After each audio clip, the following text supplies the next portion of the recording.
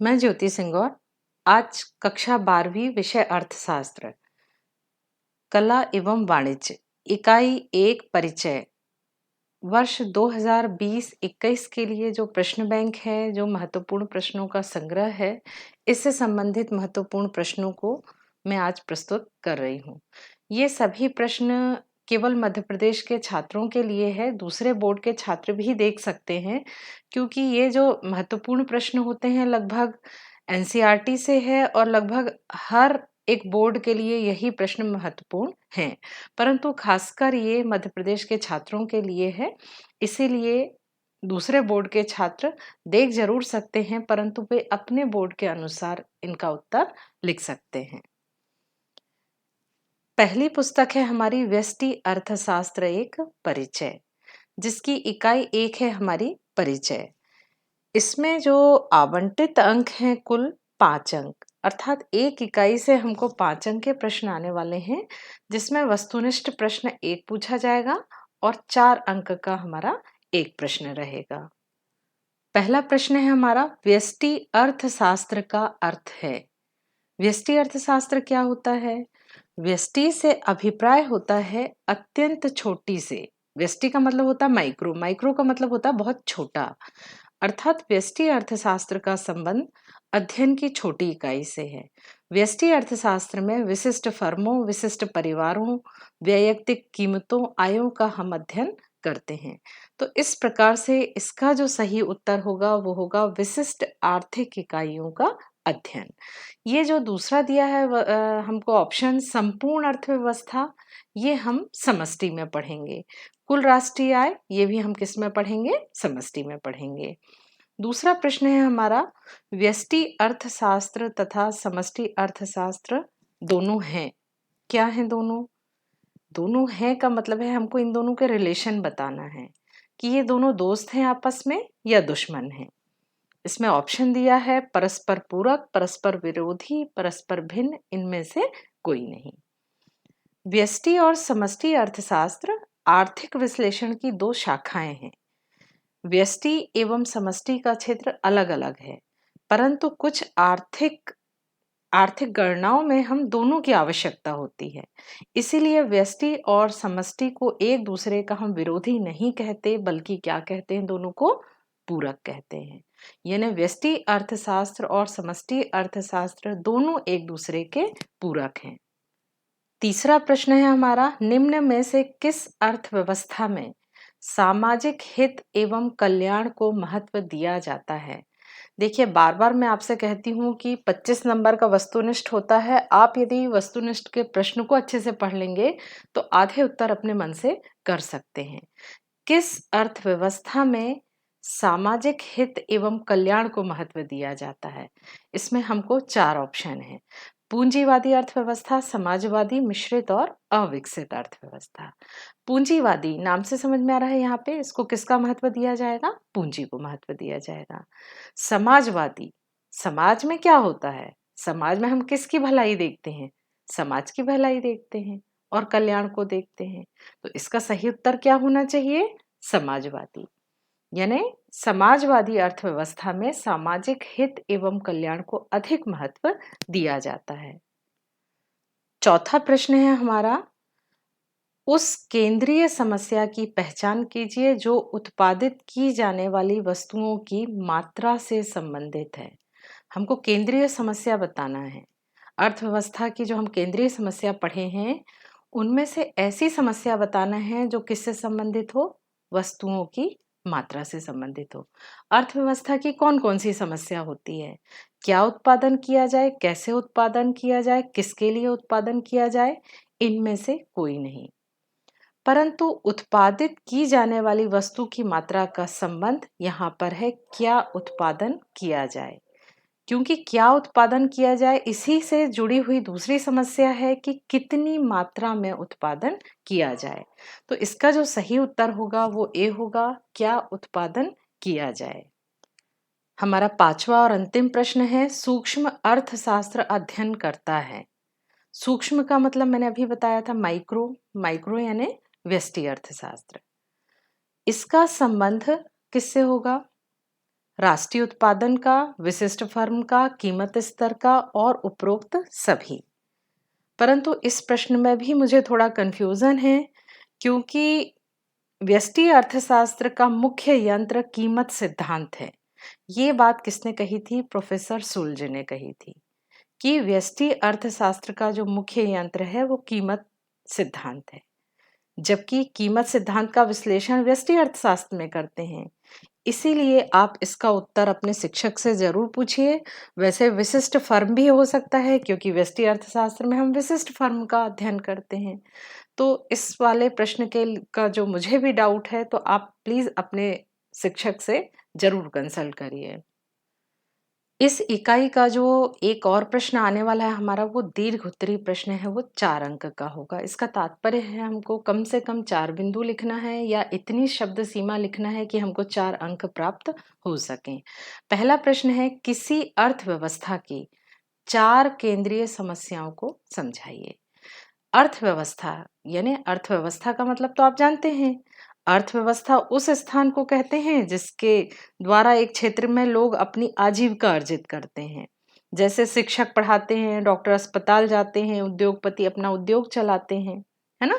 तो इनके सामने क्या परेशानी आती है? तो ऐसी अर्थव्यवस्था की हमको समस्याओं के बारे में पढ़ना है। एक अर्थव्यवस्था को, चाहे वह धनी हो या निर्धन हो, या विकसित हो या अविकसित हो, 3 केंद्रीय समस्याओं का सामना करना पड़ता है। कितनी समस्याओं का? 3 समस्याओं का। सबसे पहला है हमारा, क्या उत्पादन किया जाए। अर्थव्यवस्था की ये पहली समस्या है कि आखिर ऐसी कौन सी चीजों का उत्पादन किया जाए और कितनी मात्रा में किया जाए। दूसरा है, कैसे उत्पादन किया जाए। और तीसरी जो समस्या है, किसके लिए उत्पादन किया जाए। परंतु भारत जैसी अविकसित अर्थव्यवस्था के संदर्भ में 2 अन्य समस्याएं भी बताई गई हैं। ये समस्या है, संसाधनों का पूर्ण प्रयोग कैसे हो और संसाधनों में समृद्धि कैसे हो। तो इस प्रकार से हमने देखा कि हमारे देश के संदर्भ में हमारी जो केंद्रीय समस्याएं हैं, ये 4 हैं। पहला है, क्या उत्पादन किया जाए, कैसे किया जाए, किसके लिए किया जाए और संसाधनों का पूर्ण प्रयोग कैसे हो। पहली समस्या थी हमारी, क्या उत्पादन किया जाए। एक अर्थव्यवस्था की सबसे पहली समस्या यह है कि कौन सी वस्तु और सेवाओं का उत्पादन किया जाए, जिससे लोगों को अधिकतम आवश्यकताओं की संतुष्ट किया जा सके।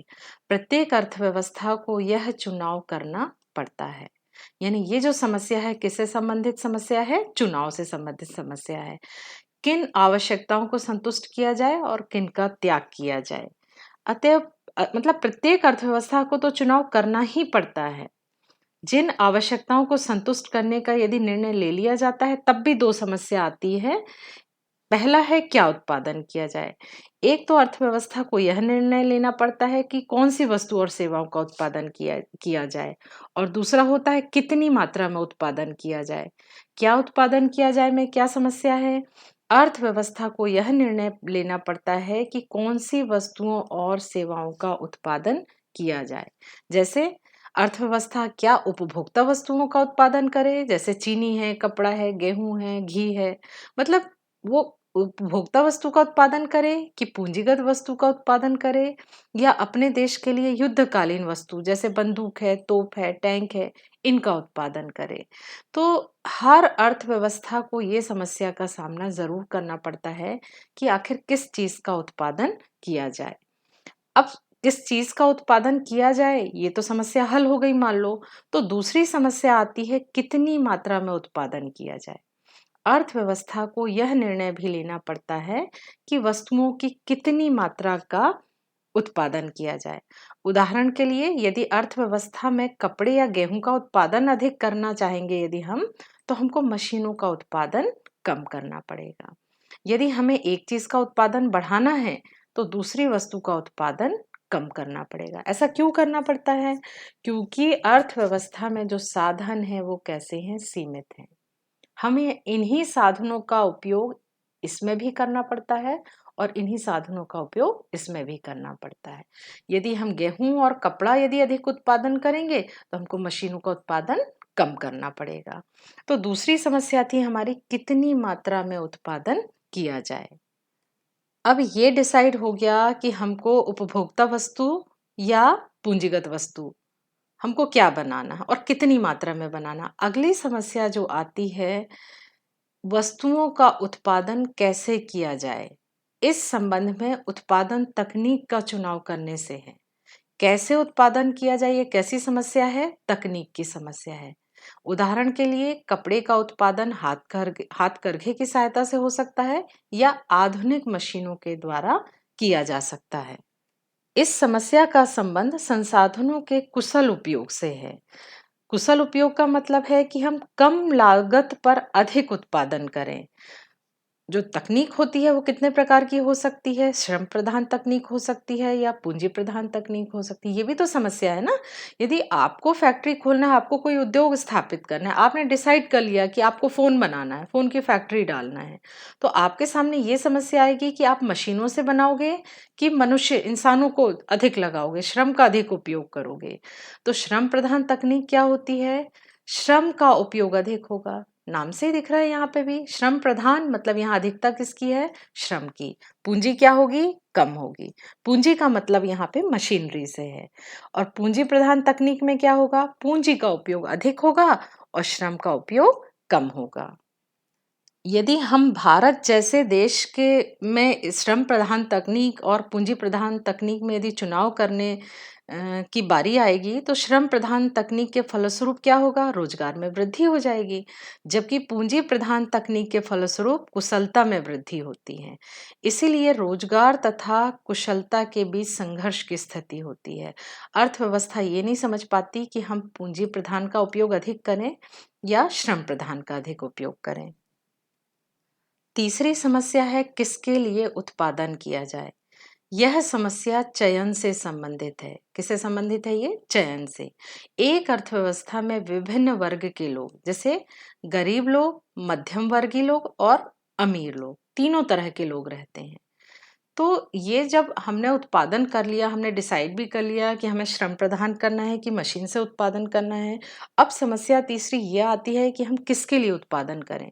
क्या गरीबों के लिए उत्पादन करें या अमीरों के लिए करें, या ये जो हमारे देश का मध्यम वर्ग का व्यक्ति है इसके लिए हम उत्पादन करें, जिनके क्रय शक्ति सबकी कैसी होती है? अलग अलग होती है।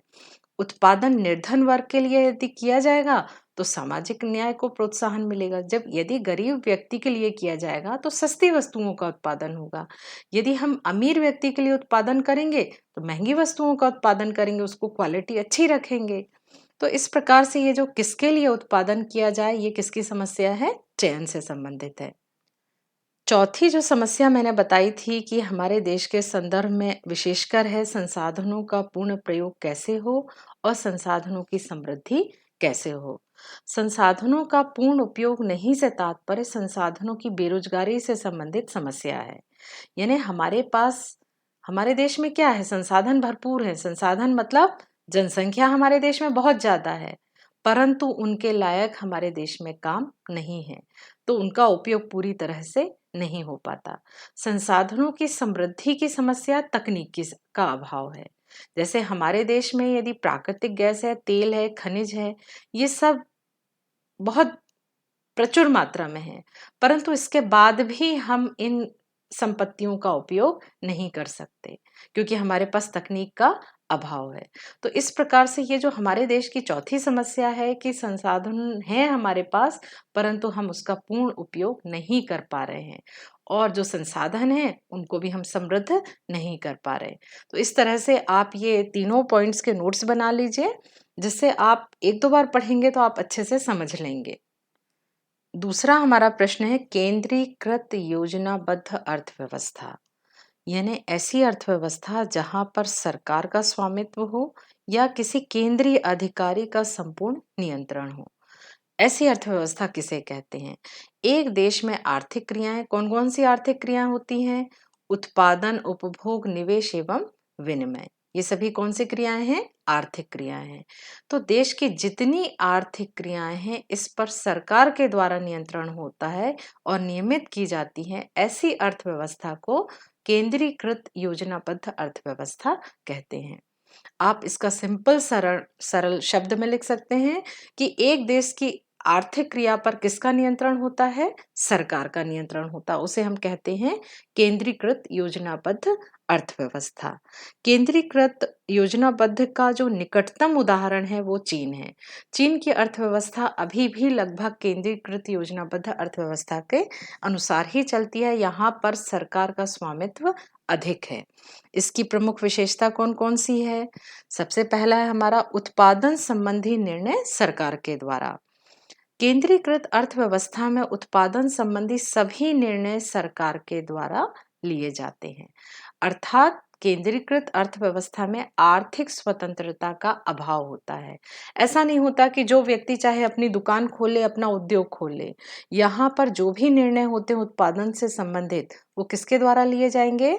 सरकार के द्वारा लिए जाएंगे। दूसरा पॉइंट है हमारा प्रतियोगिता का अभाव। केंद्रीकृत अर्थव्यवस्था पर सरकार का नियंत्रण होने के कारण प्रतियोगिता का अभाव पाया जाता है। बड़े उद्योग तथा व्यावसायिक प्रतिष्ठान किसके नियंत्रण में होते हैं? सरकार के नियंत्रण में होते हैं, जिसके कारण कोई प्रतियोगिता नहीं हो पाती।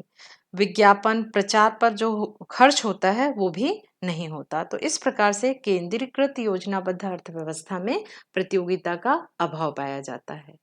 तीसरा पॉइंट है हमारा उत्पादन के साधन पर सरकार का स्वामित्व। ये भी आप समझ गए होंगे कि उत्पत्ति के साधन जितने हैं उन पर किसका अधिकार होगा? सरकार का। यहाँ जो मुख्य कर्ता धर्ता होता है वो सरकार होती है। केंद्रीकृत अर्थव्यवस्था में उत्पादन के साधनों पर सरकार का स्वामित्व होता है। अतः उत्पादन की संपत्ति उत्पादन जैसे पूंजी भूमि आदि का प्रयोग निजी लाभ के लिए ना किया जाकर सामाजिक उद्देश्य के लिए किया जाता है। यानी यहाँ पर निजी लाभ नहीं देखा जाता। यहाँ जो भी किया जाता है वो सामाजिक उद्देश्य समाज के कल्याण के लिए किया जाता है। चौथा पॉइंट है आर्थिक नियोजन। आर्थिक नियोजन केंद्रीय अर्थव्यवस्था की प्रमुख विशेषता आर्थिक नियोजन का पाया जाना है। अर्थव्यवस्था में उत्पादन संबंधी सभी निर्णय सरकार नियोजन करके प्लानिंग करके लेती है और सभी निर्णय कौन लेता है? सरकार लेती है। तो इस तरह से ये प्रश्न भी आपका हो गया। हमारा तीसरा प्रश्न है बाजार अर्थव्यवस्था। ये देखिए प्रश्न में क्या लिखा है? बाजार ऐसी अर्थव्यवस्था जिसपे किसका अधिकार हो? बाजार का अधिकार हो। ऐसी अर्थव्यवस्था जहां आर्थिक क्रियाओं पर बाजार की शक्तियों का नियंत्रण होता है बाजार अर्थव्यवस्था कहलाती है। जैसे संयुक्त राज्य अमेरिका में सरकार की भूमिका न्यूनतम होती है। अमेरिका में क्या होता है? जो भी शक्तियां हैं वो बाजार की शक्तियों पर निर्भर रहती हैं। बाजार व्यवस्था में जो कीमत का निर्धारण होता है वो मांग और पूर्ति के द्वारा निर्धारित होता है। वस्तु का जो उत्पादन होता है वो भी मांग पर निर्भर करता है। यदि मांग अधिक हो जाती है तो उत्पादन अधिक हो जाता है। यदि मांग कम होने लगती है तो उत्पादन कम हो जाता है। पूरी अर्थव्यवस्था में जो होता है सरकार की कोई भूमिका नहीं होती। यहाँ जो मुखिया होता है वो पूरी तरह से बाजार तंत्र होता है। बाजार अर्थव्यवस्था की विशेषताएं निम्नलिखित हैं। पहला है निजी संपत्ति का अधिकार। बाजार अर्थव्यवस्था में प्रत्येक व्यक्ति को संपत्ति प्राप्त करने, रखने और प्रयोग करने का पूर्ण अधिकार होता है। मतलब निजी संपत्ति यानी संपत्ति पे हमारा खुद का अधिकार होता है। हम अपनी संपत्ति रख सकते हैं, उसका उपयोग कर सकते हैं और निजी संपत्ति को अपने उत्तराधिकारी को भी हस्तांतरित कर सकते हैं। मतलब मैं अपनी संपत्ति को अपने बच्चों के नाम भी कर सकती हूँ। दूसरा है हमारा आर्थिक स्वतंत्रता। बाजार अर्थव्यवस्था में आर्थिक स्वतंत्रता होती है। व्यक्ति अपनी इच्छानुसार किसी भी व्यवसाय को चुन सकता है। यानी ये बंदिश नहीं है कि आप किराने की दुकान खोलो या लोहे की फैक्ट्री खोलो या किराने की दुकान खोलो या कपड़े की दुकान खोलो। यानी आपकी जो इच्छा है आप अपनी इच्छा के अनुसार अपना व्यवसाय चुन सकते हैं। तीसरा है हमारा लाभ का उद्देश्य। बाजार अर्थव्यवस्था की मुख्य विशेषता यही है कि इसका जो मुख्य उद्देश्य है वो लाभ कमाना है। व्यक्ति केवल उन कार्यों को संपादित करता है जिनमें उसे अधिकतम लाभ की प्राप्ति होती है। क्योंकि यहाँ पे समाज का तो ध्यान दिया ही नहीं जाता। समाज के कल्याण के लिए जो भी काम होता है वो लाभ के उद्देश्य से किया जाता है। चौथा है स्वतंत्र प्रतियोगिता। बाजार अर्थव्यवस्था स्वतंत्र प्रतियोगिता पर आधारित होती है। क्रेता, विक्रेता, उत्पादक ये सभी पर्याप्त संख्या में होते हैं। वे आपस में प्रतियोगिता करते हैं। प्रतियोगिता करते हैं मतलब यहाँ पर सरकार का कोई नियंत्रण नहीं होता। यदि कोई भी व्यक्ति अच्छा फोन का उत्पादन करेगा तो उसकी मांग अधिक होगी। यदि कोई व्यक्ति अच्छे फोन का उत्पादन नहीं करेगा तो उसकी मांग नहीं होगी। तो इस प्रकार से यहाँ कंपटीशन चलता है। जो भी व्यक्ति अच्छा माल बनाएगा उसकी बिक्री अधिक होगी। तो इस तरह से आप ये तीनों चारों पॉइंट बाजार अर्थव्यवस्था के भी याद कर लीजिए। अभी हमने प्रश्न क्रमांक 2 और 3 में केंद्रीकृत योजनाबद्ध अर्थव्यवस्था समझ ली है हमने, और जो हमारा तीसरा प्रश्न था उसमें हमने पढ़ा था बाजार अर्थव्यवस्था। अब आप अच्छी तरह से ये दोनों अर्थव्यवस्था को जानने लगे हैं। हमारा ये चौथा प्रश्न है इन दोनों के बीच अंतर। यह वह अर्थव्यवस्था है जहां आर्थिक क्रियाओं पर केंद्रीय अधिकारी की जगह आप सरकार भी लिख सकते हैं। केंद्रीय अधिकारी का संपूर्ण नियंत्रण होता है। और यह वह अर्थव्यवस्था है जहां पर बाजार की शक्तियों का नियंत्रण होता है। दूसरा है हमारा आर्थिक निर्णय सामाजिक कल्याण को ध्यान में रख के लिए जाते हैं। इस अर्थव्यवस्था में किसका ध्यान रखा जाता है? सामाजिक कल्याण का। जबकि अभी मैंने बताया था कि बाजार अर्थव्यवस्था में किसको अधिक ध्यान दिया जाता है? मुख्य उद्देश्य क्या होता है? लाभ कमाना। आर्थिक क्रियाएं सार्वजनिक क्षेत्र में सक्रिय होती हैं। सरकार कराती है, सारे काम कैसे होते हैं? सार्वजनिक होते हैं। जबकि बाजार अर्थव्यवस्था में मैं खुद मालिक हूँ अपने दुकान के, अपनी मन मर्जी क्या उद्योग स्थापित कर सकती हूँ, कोई भी आर्थिक क्रिया कर सकती हूँ। तो यहाँ पे कौन हो सकता है? कौन अधिक सक्रिय होगा? निजी क्षेत्र। उपभोक्ता प्रभुत्व नहीं होता। यहाँ उपभोक्ता का ध्यान नहीं दिया जाता। यहाँ सरकार डिसाइड करती है कि आपके लिए कौन सी वस्तुओं का उत्पादन किया जाए। जबकि बाजार शक्तियों में जो मालिक होता है वो कौन होता? उपभोक्ता। आपने यदि महंगा वाला फोन खरीदा तो उत्पादन किसका बढ़ जाएगा? महंगे फोन का। तो यहाँ जो मालिक होता है वो कौन होता? उपभोक्ता। उपभोक्ता के अनुसार ही बाजार में उत्पादन होता है। अंतिम है हमारा अधिकतर संस्थानों पर सरकार का नियंत्रण रहता है, और यहाँ पर अधिकतर संस्थानों पर जनता का नियंत्रण होता है। तो इस प्रकार से आप ये दोनों का अंतर भी अच्छे से याद कर लीजिए। अगला प्रश्न इसी टॉपिक से संबंधित है, इसीलिए मैं सोच रही हूँ कि आप पहले थोड़ा इसको समझ लीजिए। सकारात्मक अर्थशास्त्र या वास्तविक अर्थशास्त्र, जिसको हम पॉजिटिव इकोनॉमिक्स कहते हैं। मैं यहाँ पर आपको 2-3 स्टेटमेंट दिखा रही हूँ। पहला है, इसको आप बहुत ध्यानपूर्वक समझना। स्वतंत्रता प्राप्ति के समय भारत में निर्धनता से प्रभावित जनसंख्या का प्रतिशत आज की तुलना में अधिक था। यानी निर्धनता पहले अधिक थी। यानी ये किससे संबंधित प्रश्न हो गया? भूतकाल। था, प्रभावित जनसंख्या का प्रतिशत आज की तुलना में अधिक था। दूसरा सेंटेंस है हमारा, भारत की 22% जनसंख्या निर्धनता रेखा के नीचे है मतलब कौन सा काल हो गया हमारा? वर्तमान काल। यानी आज की तारीख में जो जनसंख्या है वो कितनी है? करीब 22%। तीसरा स्टेटमेंट है, यदि भारत की जनसंख्या वर्तमान दर से बढ़ती रही तो 2020-30 में निर्धनता रेखा से नीचे रहने वालों की जनसंख्या का प्रतिशत 22% से अधिक होगा मतलब भविष्य में होगा। तो आपने देखा कि ये तीनों सेंटेंस, एक था भूतकाल यानी जो हो चुका, ये स्टेटमेंट है वर्तमान का, और ये क्या होगा, भविष्य में क्या होगा। ये तीनों कथन वास्तविक अर्थशास्त्र के अंश हैं। ये अवलोकन भूतकाल, वर्तमान और भविष्य में निर्धनता की स्थिति पर प्रकाश डालते हैं। इसीलिए वास्तविक अर्थशास्त्र जो है क्या था, क्या है तथा क्या होगा से संबंधित है। यानी सकारात्मक अर्थशास्त्र में हम क्या पढ़ते हैं? क्या था, क्या है और क्या होगा। ये कथन भूतकाल, वर्तमान और भविष्य से संबंधित आंकड़ों पर आधारित होते हैं, और इनकी सत्यता की जांच हम कर सकते हैं। इनकी सत्यता की जांच हम कर सकते हैं कि क्या इतने % जनसंख्या गरीब है या थी या होने वाली है। इनकी जांच हम आंकड़ों के माध्यम से कर सकते हैं। दूसरा बिंदु है आदर्शात्मक अर्थशास्त्र।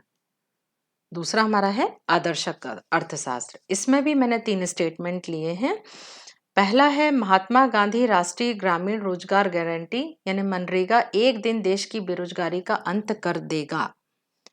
मनरेगा जो हमारे देश में चलती है योजना, ये बोल रहा है कि एक दिन देश की बेरोजगारी का अंत कर देगा। हमारे देश में कोई बेरोजगार नहीं रहेगा। मनरेगा केवल भारत के ग्रामीण इलाकों की बेरोजगार लोगों को वित्तीय सहायता देने की योजना है। तीसरा है मनरेगा को समाप्त कर देना चाहिए क्योंकि यह करदाताओं के पैसे का प्रयोग करता है। आदर्शक अर्थशास्त्र में के जो कथन है क्या होना चाहिए से संबंधित है। ये बोल रहे हैं ये एक कथन है। ये कथन के कारण इनमें विवाद और बहस हो सकती है और इनकी सत्यता की जांच हम नहीं कर सकते। इस प्रकार से आदर्शक अर्थशास्त्र केवल क्या है, कथन है। ये कोई भी स्टेटमेंट या कोई भी कथन दे सकता है। हम इसको प्रूफ नहीं कर सकते। बस ये आदर्श की बात है कि हाँ ऐसा होना चाहिए। अब हम इन दोनों में अंतर पढ़ लेते हैं। मैंने इसीलिए बता दिया जिससे कि आपको कोई डाउट ना रह जाए। इसका पहला अंतर है सकारात्मक अर्थशास्त्र में कथन भूत, वर्तमान और भविष्य से संबंधित आंकड़े तथा तथ्य पर आधारित होते हैं। मैंने 3 स्टेटमेंट बताए थे कि जनसंख्या गरीब थी, है या गरीब रहेगी। ये तीनों किससे संबंधित थे? भूत, वर्तमान और भविष्य से। आदर्शक अर्थशास्त्र में आर्थिक मुद्दे और आर्थिक समस्याओं का अर्थशास्त्री के विचारों से संबंधित है। विचार मैंने व्यक्त किए थे कि मनरेगा को खत्म कर देना चाहिए या मनरेगा से बेरोजगारी दूर हो जाएगी। तो ये क्या थे, मेरे केवल विचार थे। ये किससे संबंधित होती है? विचार से। और ये किससे संबंधित होते हैं? आंकड़ों से। दूसरा है सकारात्मक अर्थशास्त्र में क्या था, क्या है और क्या होगा। जबकि इसमें क्या पढ़ा था हमने? क्या होना चाहिए। ये मेरा केवल कथन था कि नहीं मनरेगा हट जाना चाहिए क्योंकि इससे हमारा पैसा बर्बाद हो रहा है, या मनरेगा अच्छा है, लोगों को बेरोजगारी दूर कर रहा है। तीसरा है हमारा इनकी तथ्यों की सत्यता की जांच कर सकते हैं क्योंकि इसमें हमको आंकड़े थे ना कि 22% गरीब है जनसंख्या या 30% गरीब हो जाएगी। तो इनकी जांच हम आंकड़ों के माध्यम से, तथ्यों के माध्यम से कर सकते हैं। जबकि आदर्शक अर्थशास्त्र की जांच हम सत्यता की नहीं कर सकते क्योंकि ये किस पर आधारित होते हैं? ये साइंटिफिक नहीं होते, ये तो सिर्फ क्या होते हैं? कथन होते हैं। निर्णय तथ्यों का विश्लेषण कर सकते हैं और यहाँ केवल क्या दिया जाता है? सुझाव दिया जाता है कि ये विधि हमारे लिए अच्छी है या नहीं है। अंतिम है हमारा, मैंने एक उदाहरण लिया है कि जैसे मैंने बोल दिया कि मेरा वजन 100 किलो है, तो इसको हम सत्य भी कर सकते हैं और असत्य भी हो सकता है। मैंने तो बोल दिया कि 100 किलो है। अब आप कहेंगे कि आप वजन करके दिखाइए, तो हो सकता है कि मेरा वजन 100 किलो हो या हो सकता है कि मेरा वजन 100 किलो ना हो। तो इस तरह से जरूरी नहीं है कि सकारात्मक अर्थशास्त्र सही ही हो। लेकिन हम इसकी जांच कर सकते हैं, ये सही भी हो सकता है और गलत भी हो सकता है। जबकि इसमें क्या होता है? ये कथन है। मेरा ये मानना है कि व्यावसायिक शिक्षा को प्राथमिक शिक्षा में शामिल करना चाहिए। व्यावसायिक शिक्षा को यदि मैं प्राथमिक शिक्षा में शामिल करूंगी तो हमारे देश में रोजगार की संख्या बढ़ जाएगी। तो इस तरह से सकारात्मक अर्थशास्त्र और आदर्शक अर्थशास्त्र में अंतर ये है। अगला प्रश्न है हमारा व्यष्टि तथा समष्टि अर्थशास्त्र में अंतर बताइए। व्यष्टि अर्थशास्त्र में व्यक्तिगत आर्थिक इकाइयों का अध्ययन करते हैं, जबकि समष्टि क्या होती है? संपूर्ण अर्थव्यवस्था का अध्ययन समग्र इकाई के रूप में, यूनिट के रूप में पूरी अर्थव्यवस्था को, संपूर्ण अर्थव्यवस्था का अध्ययन करते हैं। इसमें हम अध्ययन क्षेत्र, ये तो बहुत सरल है। आपने कक्षा 12वीं में 2 पुस्तक है आपके पास, व्यष्टि अर्थशास्त्र और समष्टि अर्थशास्त्र। मैंने ये आपके पूरे पाठों के नाम लिख दिए हैं। समष्टि अर्थशास्त्र की बुक में आपके ये सब पाठ हैं। इससे स्पष्ट है कि व्यष्टि अर्थशास्त्र में हम ये पढ़ते हैं और समष्टि अर्थशास्त्र में पूरे देश की राष्ट्रीय आय, पूर्ण रोजगार, सरकारी बजट, विनिमय दर, भुगतान शेष, इनका अध्ययन हम किस में कर रहे हैं? समष्टि में। तो ये पाठों के नाम भी आप याद करके अध्ययन क्षेत्र बता सकते हैं। परिभाषा व्यष्टि अर्थशास्त्र का मुख्य यंत्र कीमत सिद्धांत है, जबकि समष्टि अर्थशास्त्र का मुख्य यंत्र राष्ट्रीय आय विश्लेषण है। ये शुल्क की परिभाषा है। ये है व्यष्टि अर्थशास्त्र का क्या है, कीमत सिद्धांत, जबकि समष्टि का राष्ट्रीय आय विश्लेषण। उपयोगिता, व्यष्टि अर्थशास्त्र केवल एक स्थान विशेष के लिए उपयोगी होता है। केवल एक स्थान, यानी ये छोटी इकाई का अध्ययन करता है ना, एक शहर का, एक मोहल्ले का या किसी एक घर का अध्ययन करता है, यानी ये केवल एक छोटी इकाई का अध्ययन करता है। जबकि समष्टि अर्थशास्त्र में हम पूरे देश और अंतरराष्ट्रीय स्तर पर भी इसका अध्ययन करते हैं। समस्या, व्यष्टि अर्थशास्त्र केवल व्यक्ति विशेष की समस्याओं का अध्ययन कर नीति की व्याख्या करता है, जबकि समष्टि अर्थशास्त्र संपूर्ण अर्थव्यवस्था की समस्याओं का विश्लेषण कर नीतियों का निर्धारण करता है। तो ये प्रश्न था हमारा व्यष्टि अर्थशास्त्र और समष्टि अर्थशास्त्र में अंतर। हमारा ये अंतिम प्रश्न है, व्यष्टि अर्थशास्त्र का महत्व लिखिए कोई 4। संपूर्ण अर्थव्यवस्था के व्यवहार को समझने में सहायक। व्यक्तिगत आर्थिक इकाइयां मिलकर ही संपूर्ण अर्थव्यवस्था का निर्माण करती हैं। अतः संपूर्ण अर्थव्यवस्था को समझने के लिए यह आवश्यक है कि विभिन्न आर्थिक नीतियों का विस्तृत अध्ययन किया जाए। यदि हमको पूरे देश का अध्ययन करना है, पूरी अर्थव्यवस्था का अध्ययन करना है, तो हमको व्यष्टि अर्थशास्त्र का अध्ययन करना पड़ेगा। यदि जैसे उदाहरण, यदि हमें ज्ञात करना है कि देश की अर्थव्यवस्था में सूती वस्त्र उद्योग की क्या स्थिति है, तो इसके लिए हमें सर्वप्रथम सूती वस्त्र उद्योग की फर्म की जानकारी हासिल करना पड़ेगा। तभी हम सूती वस्त्र उद्योग की सही स्थिति की जानकारी प्राप्त कर सकते हैं। दूसरा है हमारा आर्थिक नीति के निर्माण में सहायक। अर्थव्यवस्था का आर्थिक नीतियों के निर्धारण में महत्वपूर्ण स्थान है। जैसे हम इस बात का अध्ययन कर सकते हैं कि सरकार की नीतियों का वस्तु की कीमत और मजदूरी पर क्या प्रभाव पड़ता है। व्यष्टि अर्थशास्त्र में मांग एवं पूर्ति का नियम और सिद्धांत का प्रयोग होता है, और यह नियम हमको बताता है कि कीमत का निर्धारण किस प्रकार होता है। मांग एवं पूर्ति के संतुलन से ही साम्य बिंदु कहलाता है, और यही व्यष्टि अर्थशास्त्र से हमको कीमत सिद्धांत का भी पता चलता है। तो इस प्रकार से जो आर्थिक नीतियां हैं, इसका निर्माण भी हम बिना व्यष्टि अर्थशास्त्र के नहीं कर सकते। व्यक्तिगत इकाई की समस्याओं के समाधान में उपयोगी। व्यष्टि अर्थशास्त्र व्यक्तिगत इकाइयों की समस्याओं के समाधान में भी उपयोगी है। जहां एक और व्यष्टि अर्थशास्त्र व्यक्तिगत इकाई की समस्या का अध्ययन करता है, वहीं दूसरी ओर इन समस्याओं का समाधान भी हमको बताता है। अगला पॉइंट है हमारा, व्यक्तिगत इकाइयों की कार्यकुशलता में वृद्धि करना। अर्थव्यवस्था में कार्य करने वाली विभिन्न वैयक्तिक इकाइयों के विश्लेषण अध्ययन में उनकी पाई जाने वाली कमी का हम पता लगाकर ही उनकी कार्यकुशलता में सुधार कर सकते हैं।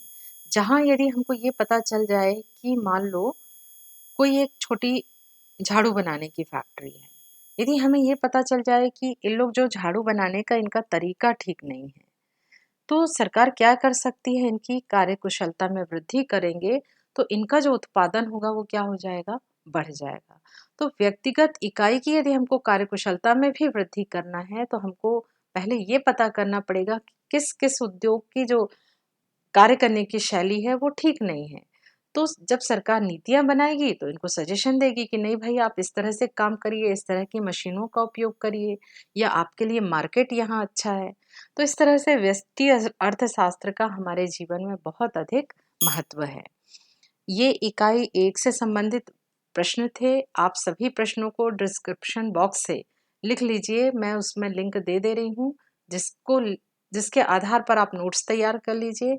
यदि आपको कोई भी प्रश्न में डाउट है तो आप मुझसे पूछ सकते हैं। Thank you.